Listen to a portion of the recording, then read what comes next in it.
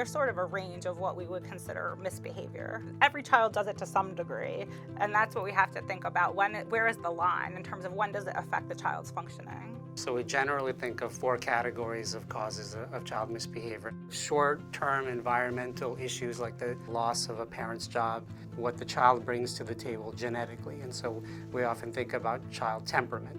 These children get upset more easily and notice things that other kids could sort of let slide off their shoulder.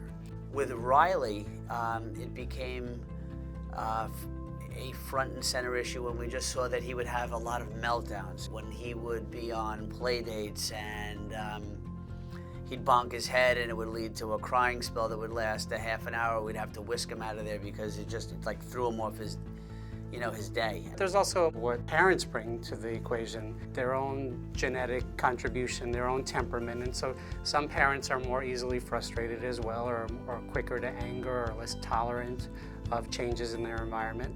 And then the thing, which is really what we work on in therapy, is the parent-child interaction. And we know that there are a couple of types of parenting that are particularly closely tied to misbehavior in children. One of those is what we call overreactive parenting. So these are parents who get angry and yell, or maybe curse, or maybe you would use physical aggression with their children.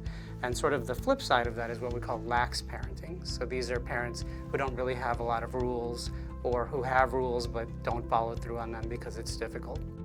Every child has times where they're not going to listen, or they're not going to do exactly what the parent says right away. We're talking about something that's more of a persistent problem.